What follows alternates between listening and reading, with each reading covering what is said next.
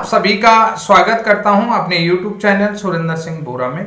साथियों, BEd bridge course में माननीय सर्वोच्च न्यायालय में क्या क्या तथ्य रखे गए हैं, आप सभी लोगों का सवाल था कि थोड़ा सा अपने शब्दों में समझा दीजिएगा कि ताकि हिंदी में हम लोग समझ सकें तो ये बेहतर होगा। तो साथियों, सीनियर एडवोकेट ने सबसे बड़ी चीज आपको बता देता हूं, right to children to free and compulsory education पे बात की है। और वो क्या था, इसको हम बड़े ध्यान से समझेंगे और उसको समझने का प्रयास करते हैं। The right of children to the compulsory education का जो है कि एक्ट के बारे में उन्होंने क्या रखा है, ये चीजें आप लोगों को ध्यान से थोड़ा सा समझना होगा कि निःशुल्क एवं अनिवार्य बाल शिक्षा अधिकार अधिनियम संशोधन विधेयक 2017, तो इसके संबंध में क्या है कि ये जो है कि अधिनियम 2009 है, उसमें संशोधन करने का जो विधेयक लाया गया, तो उस विधेयक की बात करी गई उन्होंने कि यानी कि आरटी एक्ट अधिकार अधिनियम 2009 का संशोधन करने के लिए जो विधेयक लाया गया था उसके बारे में बात। भारत गणराज्य के 68वें वर्ष में संसद द्वारा निम्नलिखित रूप से यह अधिनियम हो।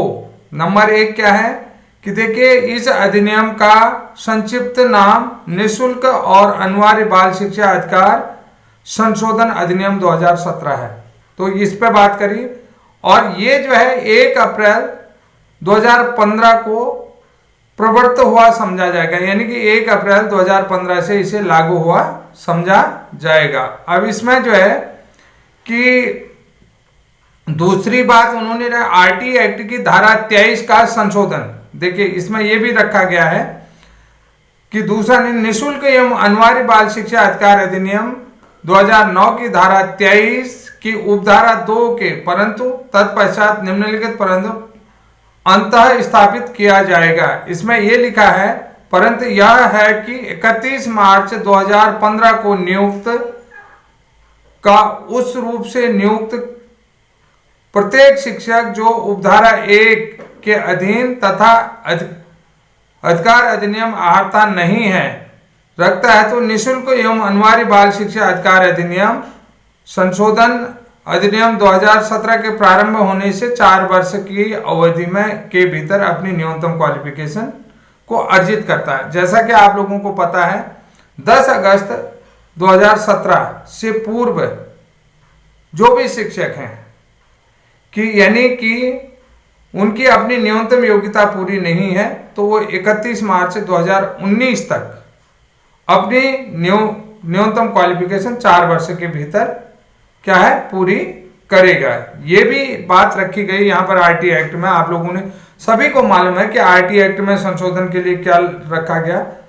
तो और दूसरी बात है कि आरटी एक्ट के उद्देश्यों का क्या था, ये भी सारी चीजें रखी गई हैं। इसमें आप लोगों को मैं बता देता हूं कि 31 मार्च 2015 में जो है न्यूनतम अर्जित करने की जो नियत तिथि रखी गई वो भी रखा गया है, और 23/2 में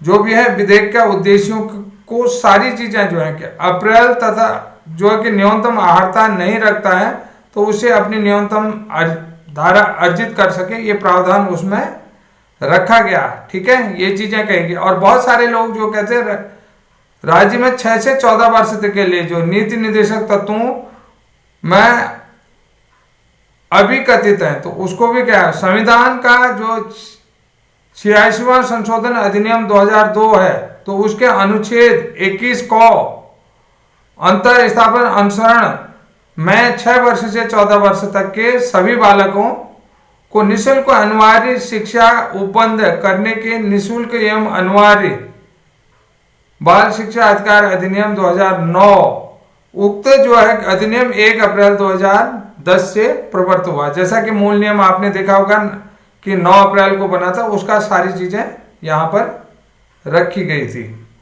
तो ये सारी चीजें भी इन्होंने कहा। दूसरी बात है इसमें जो है कि क्या क्या चीजें हैं, ये सारी चीजें कौन कौन से नियम बने हैं, इन चीजों के बारे में भी बातचीत रखी गई है।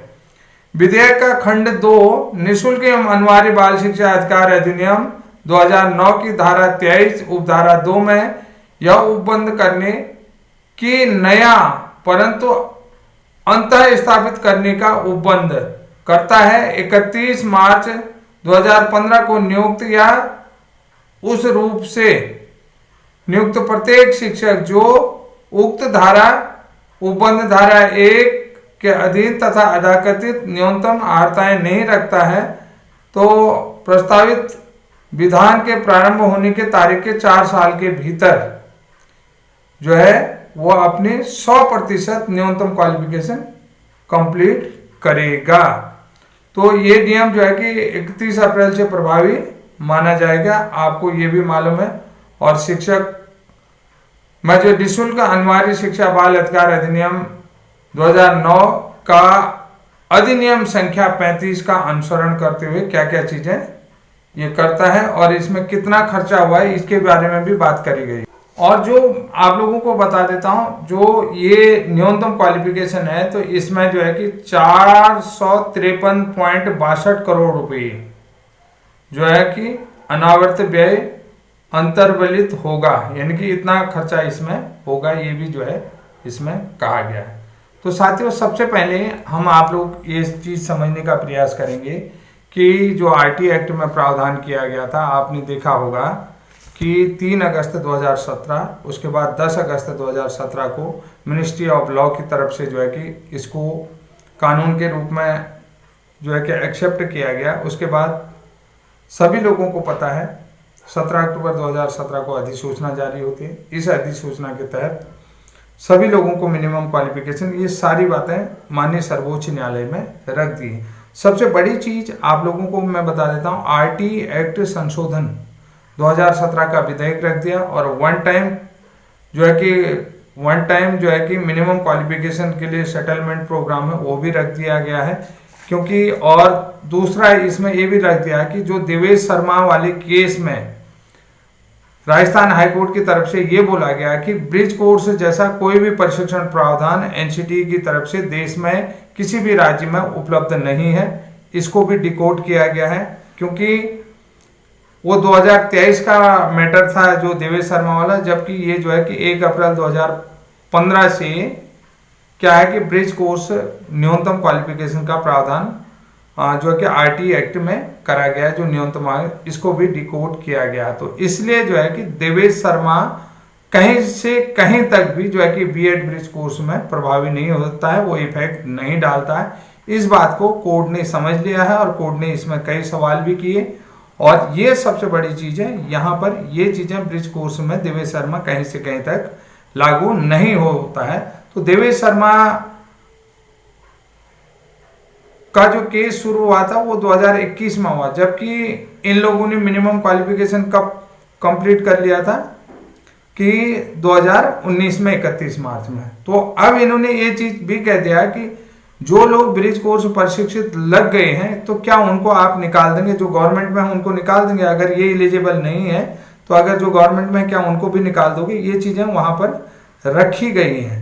तो बहुत अच्छी तरीके से कोर्ट में आप लोगों ने हियरिंग देख ली होगी। तो ये बहुत सारी चीजें मैं आपको मिनिमम चीजें बता रहा हूँ, डिटेल से बाद में चर्चा करूंगा जैसे ही मुझे टाइम मिलता है, तो मैं फ्री हैंड आप लोगों को बताने का प्रयास करूंगा। आज के लिए इतना ही, तब तक के लिए जय हिंद, जय उत्तराखंड।